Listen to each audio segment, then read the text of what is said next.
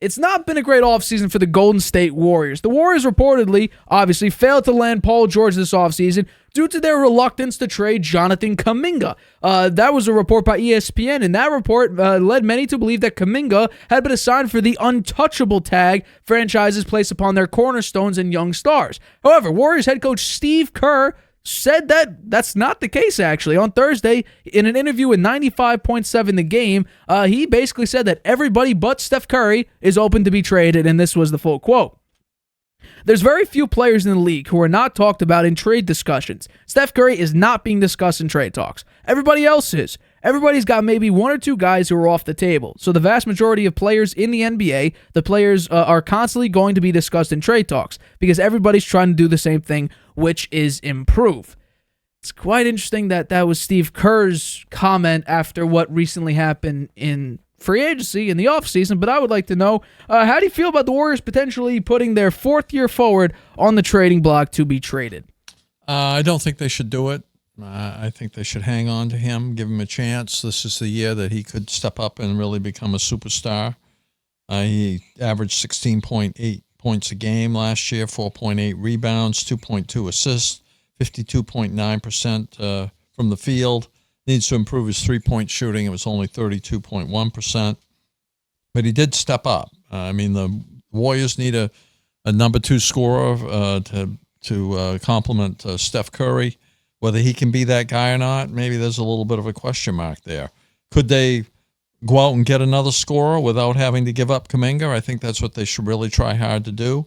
They got their eyes on Lauri Markkanen from the Jazz, and I don't know whether they've got the pieces to make that happen.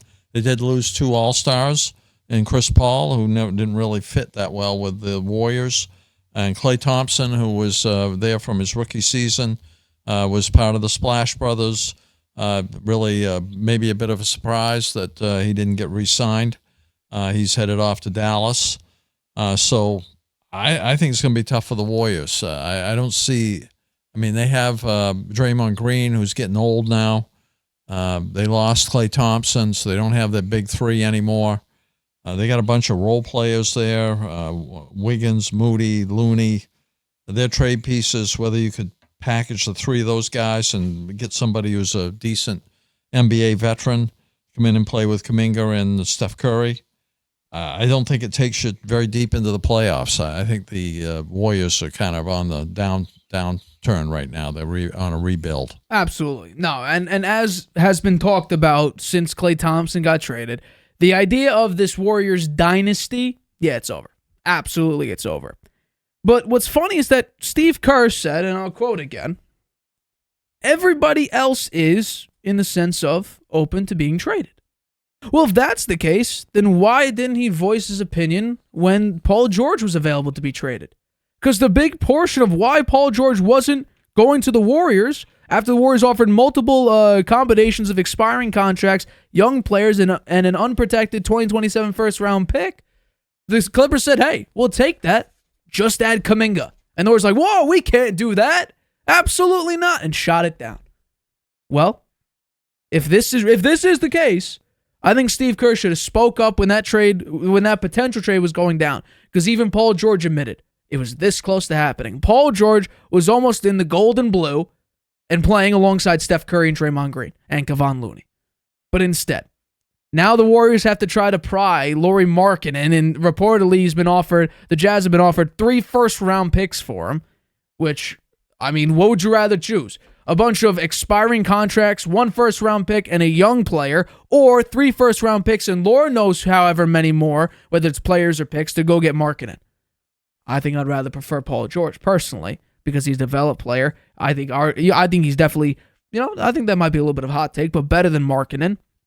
Paul George last season, 22.6 points a game, 5.2 rebounds, 3 assists on 47 from the floor, 41.3 from 3, which is a little bit better, at least from the three-point line, than Markkanen. Markkanen has 1.6 points better and better rebounding. But I think with the way the Warriors have it, you bring up Kevon Looney, he used to be that cornerstone at the center position, rebound galore. He's now relegated to third on the depth chart for centers. Draymond Green is technically, based on ESPN's depth chart, the backup center. They got Jackson Davis as the starting center. So this idea that the Warriors are going to be a prominent team in the NBA, I can't see that being the case because we've seen recently, even with Klay Thompson out there, Steph Curry can score 40 points. They lose by like 10. Just because no one else could keep up with Steph Curry scoring-wise, because Klay Thompson would shoot like 3 of 12. Draymond Green can't hit double digits consistently. Pods is Klay Thompson 2.0, a very young, and I think if he keeps going this way, timing is obviously off because Curry's basically at the end of his career, and Steve Kerr, I think, has 1 or 2 more years left of his contract along with Steph Curry. Pods could be the next Klay Thompson catch-and-shoot guy. But this team, and Andrew Wiggins, this team's not built to win. Andrew Wiggins is completely fallen apart because he was great in 2022 against the Celtics. We all remember. Wing defender, shutting down Brown or Tatum, scoring 17 a game, but big-time rebounds, big-time execution of the offense. It really disrupted the Celtics' planning. And obviously it helps when Steph Curry goes off, drops 40 points, and you can't do anything to stop him no matter what distance he's shooting the ball from. So I think it's going to be interesting to see how the Warriors look, but I do not think, and I agree with you, this is not a team that's going to go out, be a top 8 team in the NBA, or if you want to pass along the play-in game, a top 6 team in the NBA, and really try your best to compete for another title. Some people, for some reason, and you know what? Back in 2022, I thought there was a chance the Warriors could win. But now, there's too many pieces lost and not enough being added for them to succeed and be like, you know what? Against OKC, can they go up against Alex Caruso, Chet Holmgren, Isaiah Hartenstein? Can they do that? Shea? Can they beat? No, they can't. Not anymore. They missed out on the free agency. The big names are gone. Paul George. They would not give up Jonathan Kuminga to go get Paul George. Could they go up against Dallas? That might have been the right move, though. I mean, maybe. Paul George is up there, 34 years old. And Kuminga is a young rising star. He might have Paul George's numbers this year. We don't know. I mean, he did score 16 points a game. He did? Last year, he did okay. 16, 4.8, round that to 5. 16, 5, and 2. Yeah. It's not a bad stat line. He's a young player, a developing player. Like, how about this? For instance, let's go down the West. Let's go with some of the top teams of the West. Can they go up against the Denver against Jokic and be like, can we stop Jokic, Jamal Murray? I don't think they can.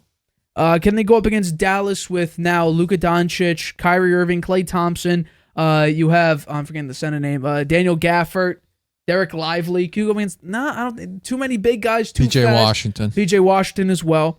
I don't think so. Can you go up against the former number 1 defense in the NBA, the Minnesota Timberwolves, with Ant, with McDaniels, with Cat, with Gobert, and succeed? No, even though you do have Kyle Anderson, who was on the team last season. I don't think you can go out and beat them. I don't either. Can you beat OKC? Alex Caruso, Shea, Hartenstein, William? No, you can't beat them. I'm sorry. Too good defensively, and you have a defensive guard now that can focus on Curry, leaving up to Pods or Draymond or any one of these guys to go out and perform very well, which you can't do at a high level. Memphis with Ja. Here's the big issue with that one. I don't know if it's Dylan Brooks, but for some reason, the Warriors and Memphis have this rivalry going on. And it really was between Curry, Klay, Draymond, that trio versus Memphis. Well, Klay Thompson's gone. I think Memphis can now take advantage of that, and I think they're going to win a couple games against them. The Clippers without Paul George, that'll be a tough one. Yeah. The Lakers, Curry would need to drop 40 in order for them to consistently beat them. So you're going down the list here. There's not many opportunities. Phoenix generally gets the best of the Warriors as well. I think they'll be lucky to be a playing team. You know what? The Spurs. I think the Spurs are going to do a number on the Warriors this season. You got Chris Paul. You got Wemby. It's a place that people want to go because of the fact you have a 7-foot guy who could shoot threes and average like 4 blocks a game last season. I think it's like 3.5. I mean, Wemby blocked a shot when he was turned around. I mean, he's a funny-looking guy. Tall, long. He looks like languid. spaghetti. Yeah, exactly. Yeah. So there's a lot of teams in the West, and we haven't even gone to the East. We haven't even we focused on the West there. Go to the East: Milwaukee, Indy, Boston, New York. The Knicks, not the Nets. Orlando has a good team. Cleveland has a good team. The Warriors are going to be a bottom team in the West. There are too many good and competitive teams that have too many star players or very good role players that the Warriors simply cannot match 1-to-1. Yeah. That's what the Golden State Warriors have become, and it's a sad ending. Yeah.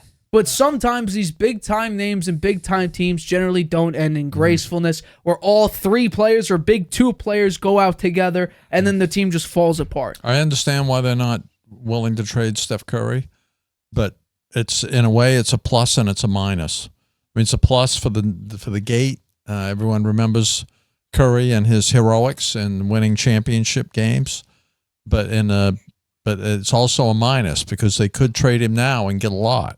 They could trade for him now and get a lot, and they would get the ability to rebuild, and that's really what they need to do.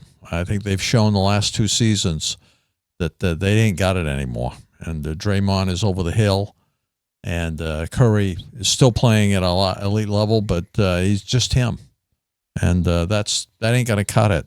So they have Kuminga. That's one guy as a young piece. They don't have the big guns up front. They haven't had the height, the muscle to really control the boards, and that ain't going to happen again this year. So I really think it's a plus and a minus for them with Steph Curry. He's been a great player for them. He's the cornerstone of the franchise. He put the franchise really back on the map, and where he is now in his career, they should think hard about whether they want to hang on to him or really get a lot. They could get a lot for him still right now. Well, I think Steph Curry, he ain't going anywhere. I saw some today that there is no shot Curry is going to be in any other uniform for his entire career. But you're absolutely right. That starting center, 6'9". Draymond Green, who played the 5 in a lot of the games over the past couple seasons, he's 6'6". They don't have size. And in today's NBA, not only do you need size, you need a guy who could shoot from the outside. Draymond Green can hit a couple nice threes, whatever. He still can't perform well offensively. Defensively, yeah. Can he be an offensive catalyst, setting Curry up for shots, setting up some plays for shots? Yes. But when it comes to actually putting numbers on the board, Draymond Green can't do that efficiently. Great player. I think he is because if you look at the numbers, not really like, oh my God, he averaged 20 points a game, 10 rebounds. No. You have to look. Eye test tells you he can run that offense. He is a key piece of getting Curry those shots. He is a key piece of setting up Klay Thompson for the catch and shoot. He is that type of a guy. He was the underrated, I'll call it, part of that big three of Steph, Klay, and Draymond. And now, unfortunately, Klay Thompson wanted to see greener pastures, and he's going to hopefully try to find that in Dallas. Will he? Dallas just made it to the NBA Finals. Klay's not the same player he was a couple years ago.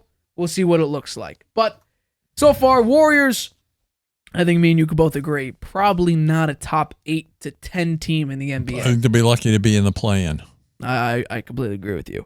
Hi, everybody. Thanks for watching. Make sure you subscribe here to get the latest from the show. Also, if you want to check out the full episode, make sure you click the I in the top right-hand corner right now. If you want to listen to this show anywhere you go, make sure you go to anchor.fm/The Harvey Hour or anywhere you get your podcasts.